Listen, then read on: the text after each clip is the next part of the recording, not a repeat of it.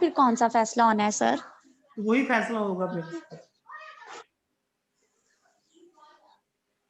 Sir हमें ये confirm कर दें कि रिटर्न लेंगे या एमसीक्यूज वाले, हम कंफ्यूज हैं, वो मतलब पढ़ने बैठते हैं तो ये आ जाते हैं। अच्छा, 50% आपके ऑब्जेक्टिव हैं, पहले तो 100% है, 50%। तो 50% लाजमी है आपके ऑब्जेक्टिव।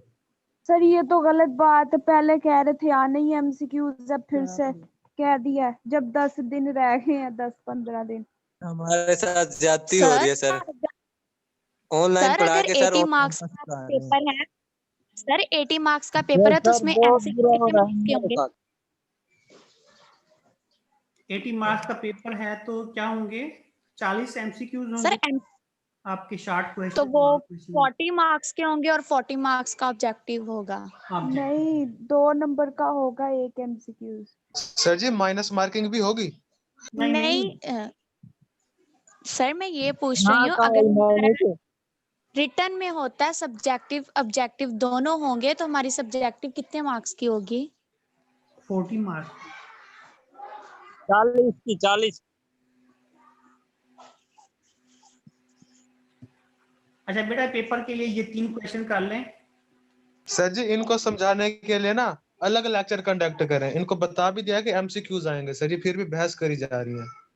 अच्छा बेटा ठीक है, ये देखें, ये 3 क्वेश्चन आप कर लें, आसान से हैं ये पेपर के लिए। ओके हो गया सर जी। ये एक्सरसाइज जो है आपकी 5.1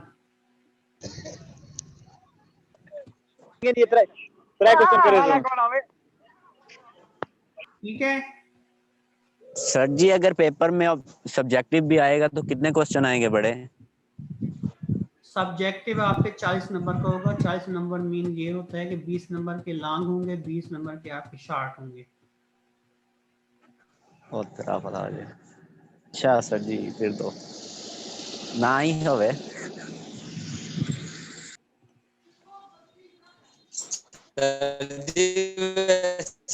आप जानते तो हैं हमारी क्लास का हाल सर, कर दीजिएगा हमें कुछ ना कुछ जो है ना मटेरियल खास जो है ना वो थोड़ा बता दीजिएगा।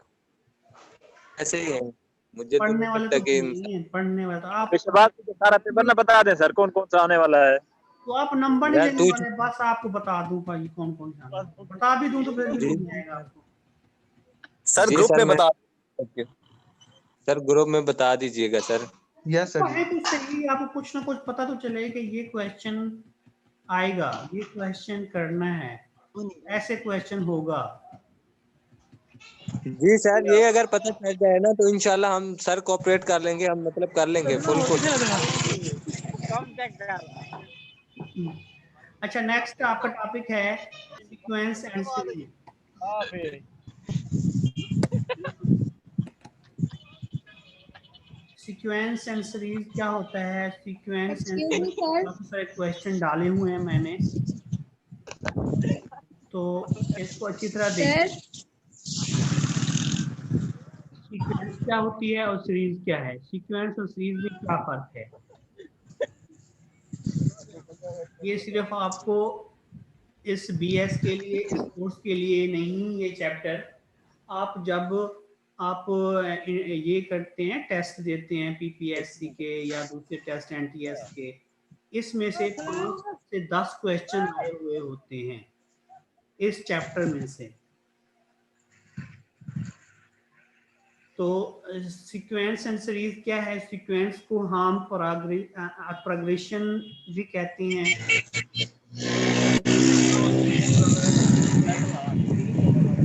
ये किसका नंबर आन जा रहा है? माइक जा रहा है। अच्छा देखिए, सीक्वेंस क्या होती है, सीरीज क्या है? इसमें वो हल करने वाला काम नहीं है, समझने वाला काम है। वो माशाल्लाह आप जल्दी से इसको पिक कर लोगे। सीक्वेंस सीरीज ये होती है कि ये आप इसकी लेंथ, हर 2 नंबर की लेंथ जो है वो इक्वल होगी।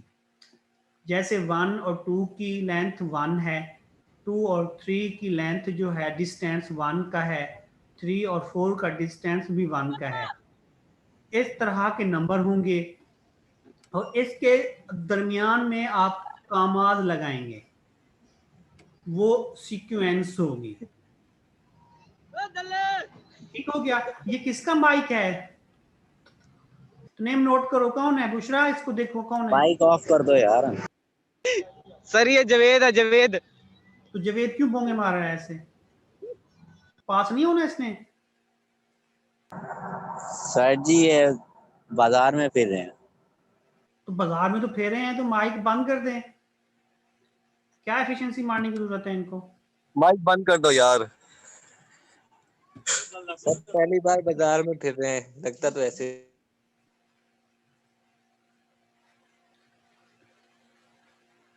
अब ऑन हो तो मैं देखता हूँ कुछ।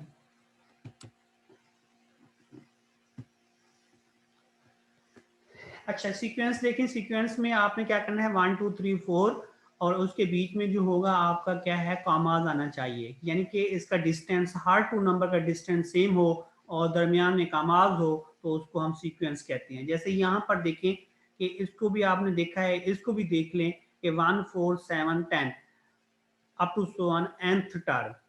तो ये क्या है, इसका डिस्टेंस कितना है? 1 और 4 का डिस्टेंस क्या इतना है? 3 सर जी।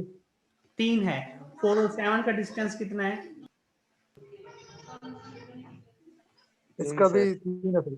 और 7 और 10 का डिस्टेंस भी 3 है। इस तरह की जब आपको सीक्वेंस दी जाए, इस तरह की जब आपको टर्म दी जाए, तो उसको आप सीक्वेंस कहेंगे या प्रोग्रेशन कहेंगे। तो then such a corresponding can be set up is shown in the diagram below। अब देखें कि ये जो है ना 1 4 7 10, ये पोजीशन 1 है, पोजीशन 2 है, पोजीशन 3 है, पोजीशन 4 है। इस सब का डिस्टेंस जो है वो 3 3 3 है। तो इसको हम क्या कहते हैं, सीक्वेंस या प्रोग्रेशन कहेंगे। और सीरीज में क्या फर्क है? सीरीज भी मैं आपको यहाँ पर टैली उसके साथ रिलेट इसका करा दूं, तो सीरीज यहाँ पर प्लस होती है। जहां पर कामात लगे हुए हैं ना, वहां पर आप प्लस लगा दें, ये आपकी सीरीज बन जाएगी।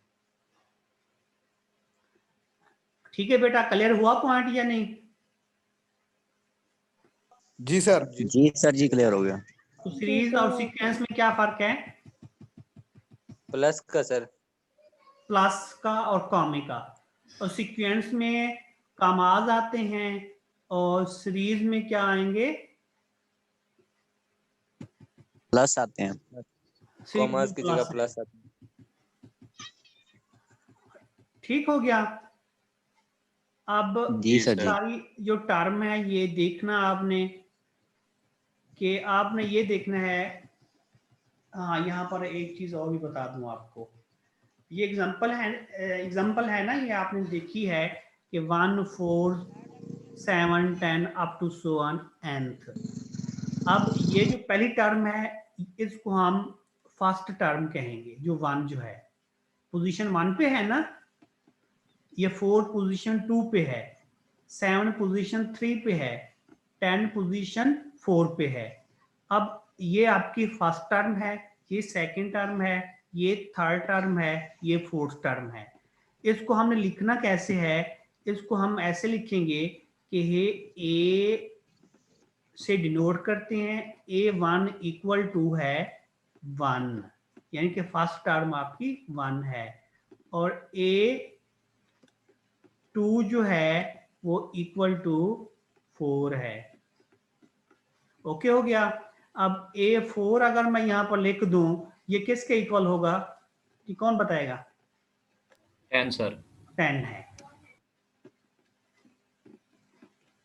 ओके हो गया।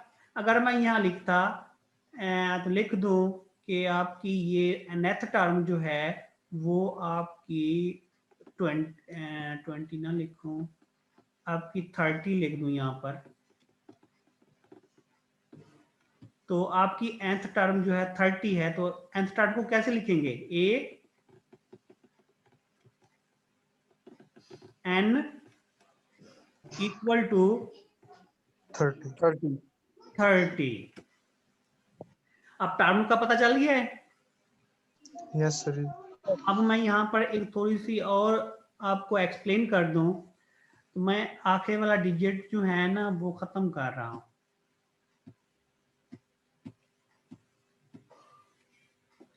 तो एक फार्मूला है, उस फार्मूले को आप पिक करें कि फार्मूला क्या है। फार्मूला ये है, अगर टर्म फाइंड करनी है आपने ए एन प्लस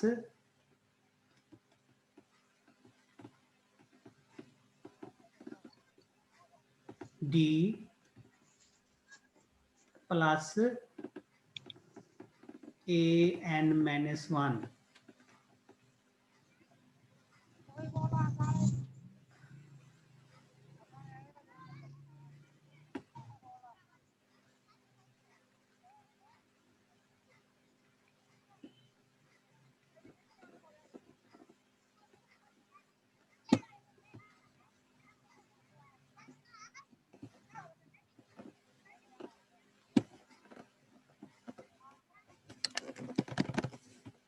यहाँ पर कुछ होगा क्वेश्चन।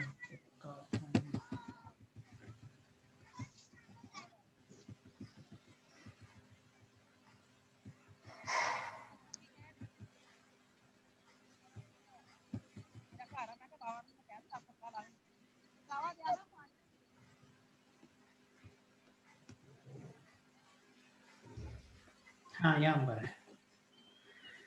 अगर ना कोई टर्म आपने फाइंड करनी है, सीक्वेंस आपको गिवन है, तो उसको आप कैसे लिखेंगे? ये फार्मूला दिया हुआ है, इस फार्मूले को आपने पिक करना है। इस फार्मूले को कैसे आप पिक करेंगे? इस फार्मूले का एक शॉर्ट टर्म ये भी है कि अगर आपने कोई वैल्यू फाइंड करनी है तो ए एन उसको नाम दे दें, इक्वल टू आपका बन जाएगा A1 प्लस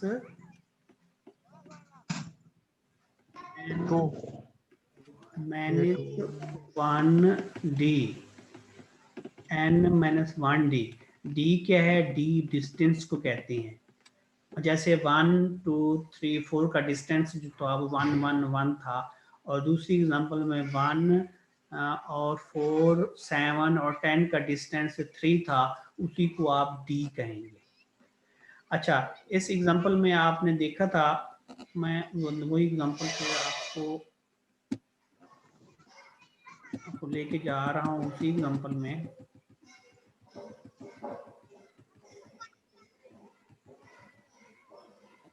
अच्छा, यहाँ आपकी फोर्थ टर्म थी। अगर मैं कहता हूँ कि आपकी 7th टर्म पे ये नंबर कौन सा होगा, 7th टर्म पे ये नंबर कौन सा होगा, अब आप क्या करेंगे? अब आपने ये करना है कि यहाँ पर n इक्वल टू 7, यहाँ n equal to 7 mean 7 term find कर रहे हैं ना, n इक्वल टू 7 हो जाएगा, A1 जी सर। वही हो जाएगा, प्लस यहाँ n-1 क्या हो जाएगा? 6। जब n 7 है तो n-1 क्या होगा? 6 होगा। जी बोले कुछ।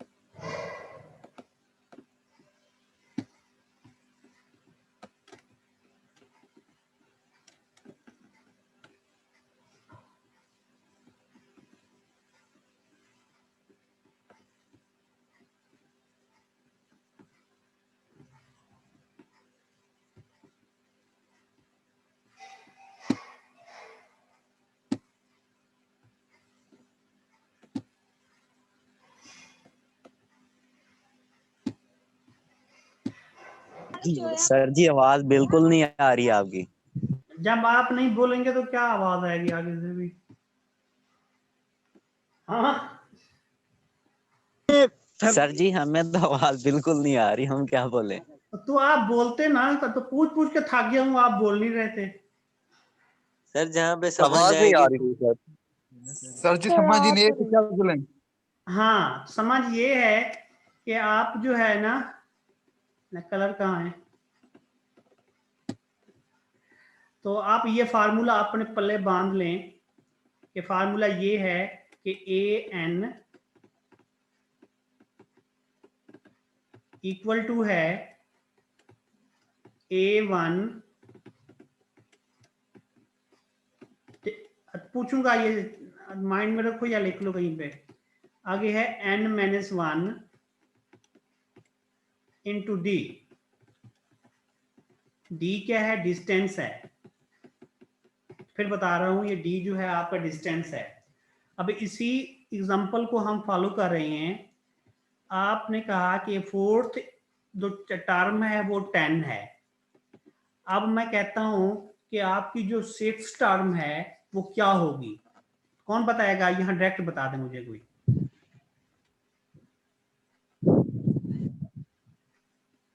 सर अगर 10 की जगह 6 आए तो?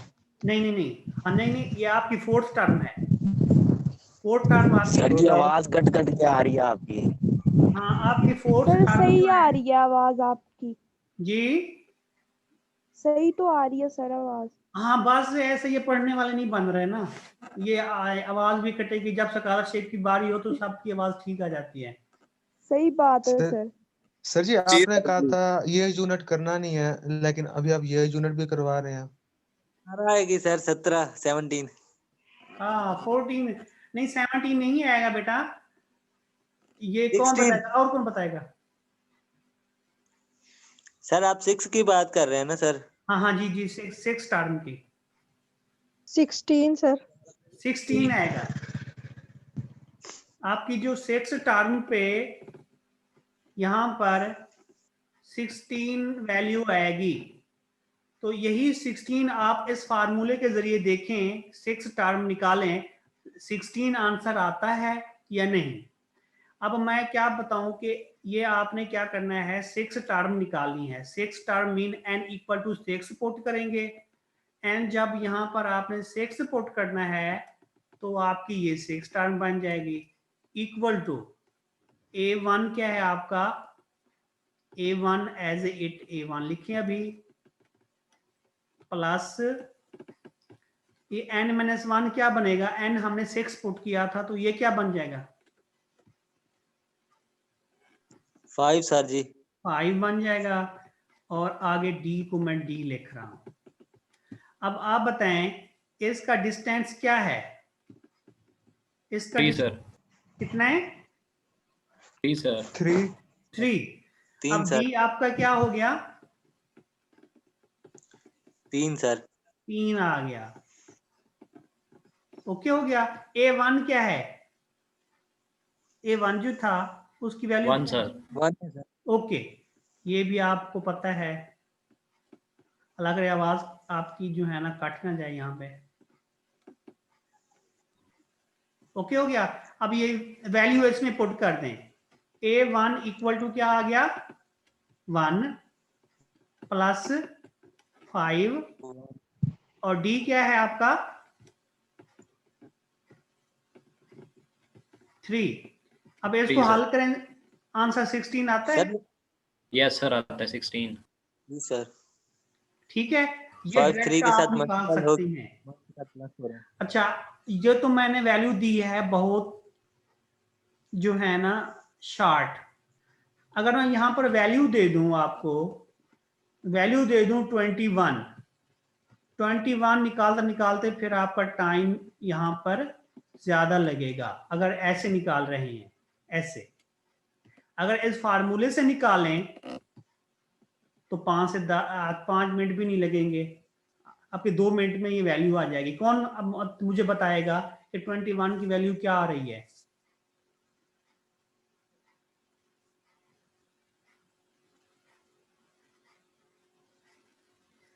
जी शाबाश, जल्दी से बताएं मुझे हल करके।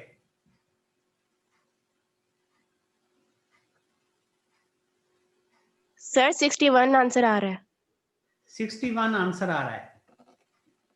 21, 20 मल्टीपल 3, 20 मल्टीपल 3 60, और A1 जो है वो 1 है। 61 आंसर आ रहा है 21 पे। ठीक हो गया। ये आपने करना है इसके क्वेश्चन। इसके क्वेश्चन मैं आपको दे रहा हूं। इसके क्वेश्चन क्या होंगे, कट कर दें, आगे करें।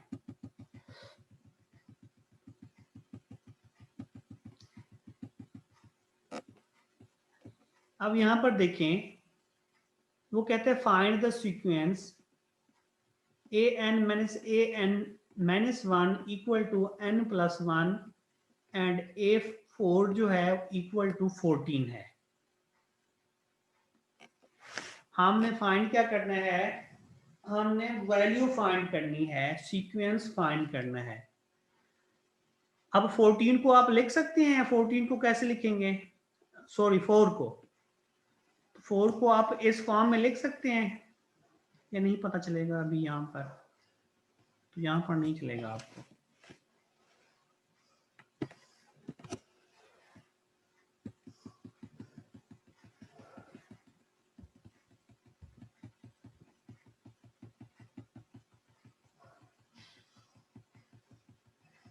अच्छा, ये पहला आपने करना नहीं है,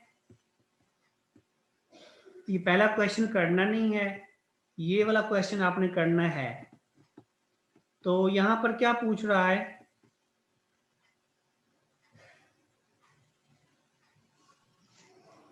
A7 फाइंड करें, A7 फाइंड करें, A8 फाइंड करें। इसके लिए हमें क्या चाहिए, एक हमें n चाहिए, एक हमें फर्स्ट टर्म चाहिए। फर्स्ट टर्म गिवन है, n आपका 7 है, उसी फार्मूले में पुट करो, आपका आंसर आ जाएगा। ये फार्मूला है, ये फार्मूला है बेटा, इसको आप नोट कर लो। an equal to A1 plus n-1 into D।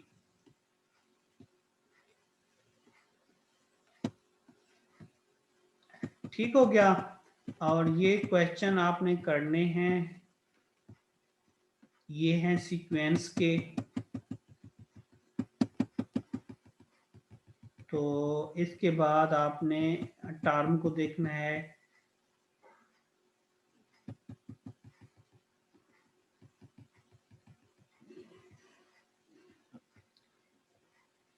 इधर देखें, ये क्वेश्चन भी वही है, एक्सरसाइज 6.2 का जो आपके पास पहला क्वेश्चन है वो भी ऐसे होगा। A1 गिवन है आपके पास, D आपको यहां से मिल जाएगा, और वो कहता है कि पहली 4 टर्म आप फाइंड करें, फर्स्ट 4 टर्म फाइंड करें।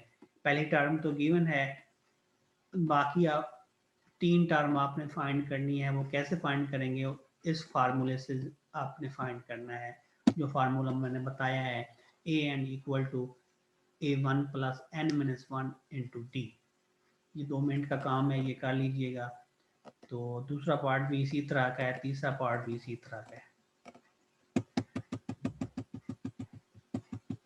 ठीक है। इस चैप्टर का एक और लेक्चर लूंगा, ये चैप्टर खत्म हो जाएगा। इसके बाद हम 8वां स्टार्ट करेंगे। 8वें को आपने देखना है, उसमें से एक टॉपिक हम करेंगे। तो फिर हमने 9th चैप्टर देखना है। 9th है, 10th है, 12 है और 13 है। सर जी आपने तो कहा था 4, 5 और उसके बाद 12 लेक्चर शुरू करना है। 4, 5 और सर जी आपने कहा था 4, 5 और उसके बाद 12 करना है। ये यूनिट करने हैं, और यूनिट जो है वो हमने छोड़ देने हैं। नहीं छोड़ने नहीं है। कहाँ का, कब कहा था यार, अलग नाम। सर जी पिछला लेक्चर, सर जी ये लेक्चर में कहा था मैंने, तो मैंने कहा तो ये सर कहा था कहा था सर जी आपने? ना कर यार। यस सर जी, रिकॉर्डिंग पड़ी हुई है। रिकॉर्डिंग देखता हूँ मैं फिर। यस सर जी, अगर है तो फिर मेहरबानी करें। हाँ मैं रिकॉर्डिंग देखता सर हूँ। जी वैसे हमारी मैथ इसके इतनी एक अच्छी नहीं है क्वेश्चन सर तो जी। करने ही थे, मैं क्यों कहता कि इसमें से काफी सारे क्वेश्चन आए हुए हैं आपके। सर जिसमें से क्वेश्चन आए हैं वो हम लोग करेंगे सर। हाँ तो ये वैसे थोड़ा इसमें आए हुए हैं। सर हमारी इतनी मैथ अच्छी नहीं है सर। हाँ इसमें से क्वेश्चन आए हुए हैं, इसलिए तो मैं जोर दे रहा हूँ ये करो आप। सर जी फिर इम्पोर्टेंट पे सर जी ये करना मेहरबानी के टिक कर देना हमें। हाँ वही क्वेश्चन मुझे देंगे तो मैं टिक करूंगा ना। जी जी सर, वो आपको क्वेश्चन मिल जाएंगे। सर जी वो हम आपको दे देंगे, कोई मसला नहीं है। हाँ ठीक है। और कोई?